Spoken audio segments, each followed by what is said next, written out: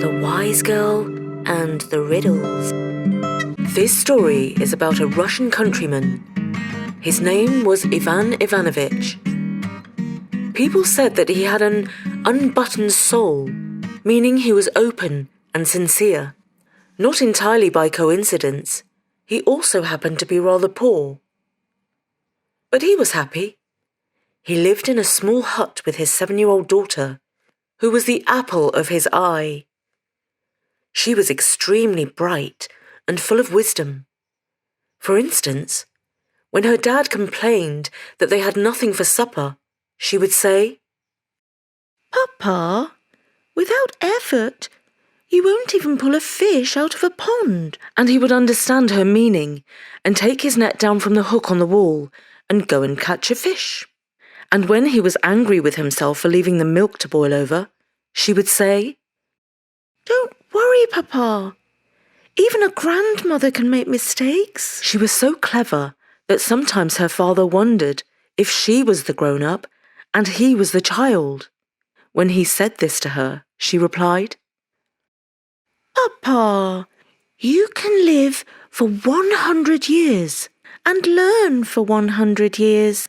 And he was even more in awe of his little daughter's clever sayings. Ivan Ivanovich had one possession that was of any value, and that was his horse, or more exactly, his mare, because she was a she-horse. As Ivan Ivanovich did not have anywhere to keep the mare, she lived in the stable belonging to his neighbour.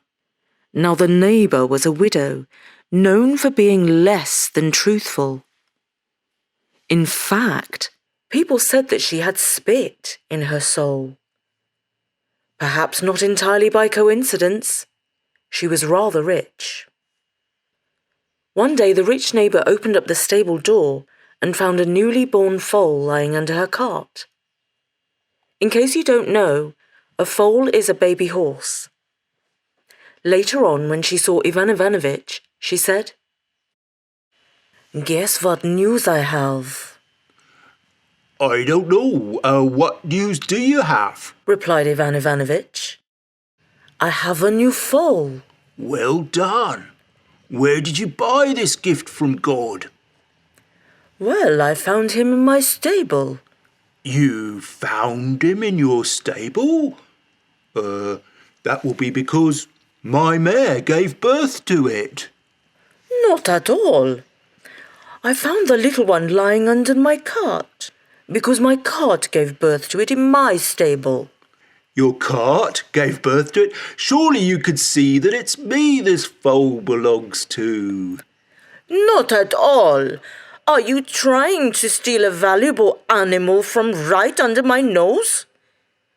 My cart gave birth to this foal, I say, and it chose to give birth to him in my stable, so he belongs to me." What a story! My mare gave birth to the foal and therefore he's mine. And so on they argued, until eventually they both went to court to settle the dispute.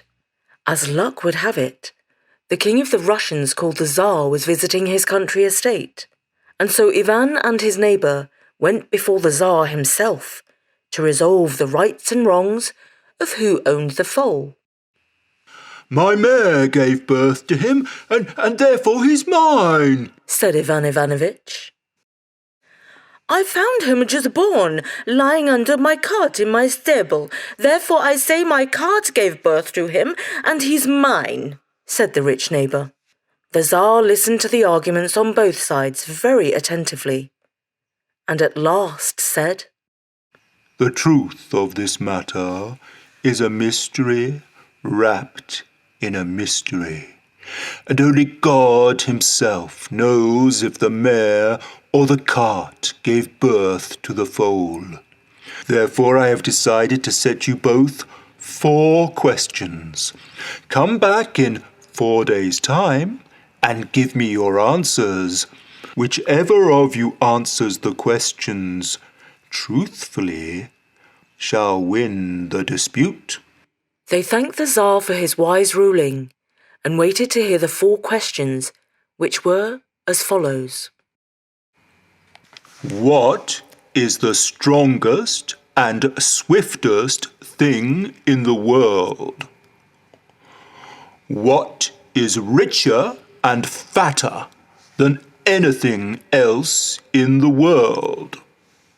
What is the softest thing in the world? And what is the sweetest thing in the world? Ivan and the neighbour left the Tsar's country palace and returned to their village feeling very puzzled. The rich neighbour went to her godmother, who was the wisest person she knew, and pleaded with her for her help. "Why, the answers to these riddles are very simple," she told her. "The strongest and swiftest thing in the world is my husband's horse, Blackie. The richest and fattest thing is our pig that we've been feeding up for over a year. And nobody has a fatter pig than we do, I can tell you. The softest thing is my pillow stuffed with feathers from our Christmas goose. I sleep so well on my pillow. It's the softest thing that ever was. And by far the sweetest thing in the world is our little grandson, Rodyanka. I foretell that one day he will grow up to be a student in St. Petersburg, and he will never, ever hurt anyone or anything, not even a fly." "Thank you, Kresnaya Mama," said the rich peasant, who was very happy with her replies. Meanwhile, Ivan Ivanovitch went back to his hut, where he was very quiet and gloomy.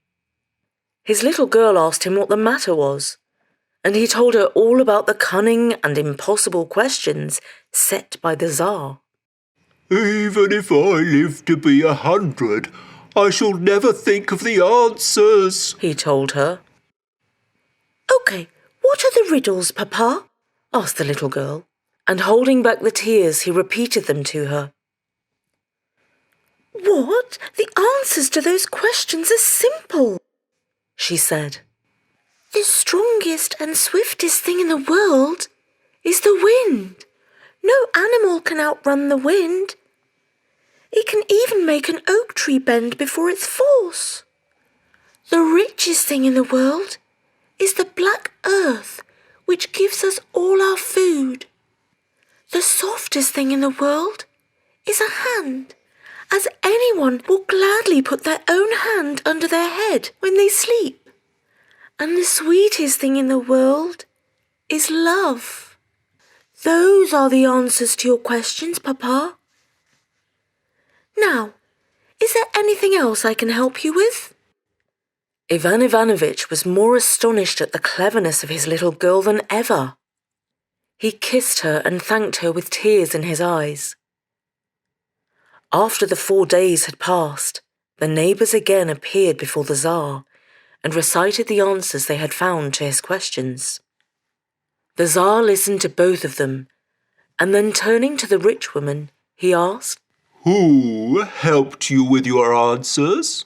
"Why, nobody, sir," said the rich neighbour. "I thought up the answers all by myself." The Tsar did not believe her, though he did not say so. And then, turning to Ivan Ivanovitch, he asked, And who helped you with your homework? Why, Your Majesty, I asked my daughter, since she is the smartest person in the whole wide world, excepting yourself, of course, sir. And how old is this daughter of yours? 7 years old, sir. Well, if she is so clever, ask her to do this for me. Take some thread, which you shall be given on the way out, and ask her to weave a patterned handkerchief by the morning. Ivan Ivanovitch bowed, and on the way out, a servant gave him a piece of thread no longer than his finger. He went home to his daughter, tears in his eyes, and told her what the Tsar had said. "No matter, Papa," said the clever little girl. "Tomorrow, return to the Tsar and give him this twig of wood. Tell him that if he makes it into a loom in one night, then I shall use it to weave a patterned handkerchief in one night." Ivan Ivanovitch did exactly as his little girl said, and the Tsar was very satisfied with her answer. Then he decreed, "Since your girl is so very clever, bring her to me tomorrow carrying a gift, but make sure she doesn't bring a gift." Ivan Ivanovitch bowed deeply, but he was more puzzled than ever. What did the Tsar mean? Was his little girl to bring a gift or not? "Not to worry, Papa," said the little girl when he told her about the Tsar's puzzling command. "I know what to do."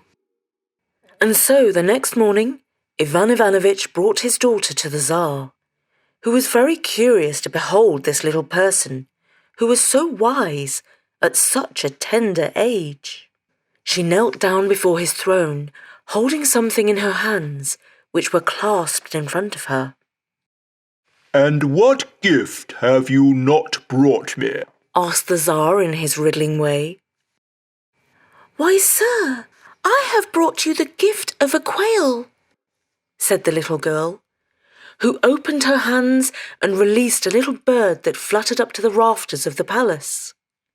The Tsar gazed up as the bird flew out of an open window. "I see that you indeed are very clever and follow instructions so very carefully. You brought me a gift and made sure that you didn't bring me a gift. All is just as I asked. Now you and your father seem rather poor. Tell me, little girl, how do you live?" "Very well, sir," said the little girl. "Papa catches the fish that live in the trees, and I pick blackberries that grow in the stream." What riddle is this?" asked the Tsar. "What you say is impossible, because fishes don't live in trees and blackberries don't grow in the stream."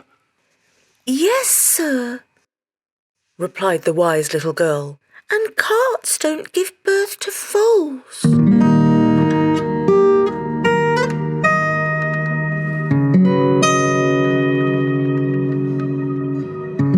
The Tsar saw that the girl was even cleverer than he had thought, and had made her point most elegantly.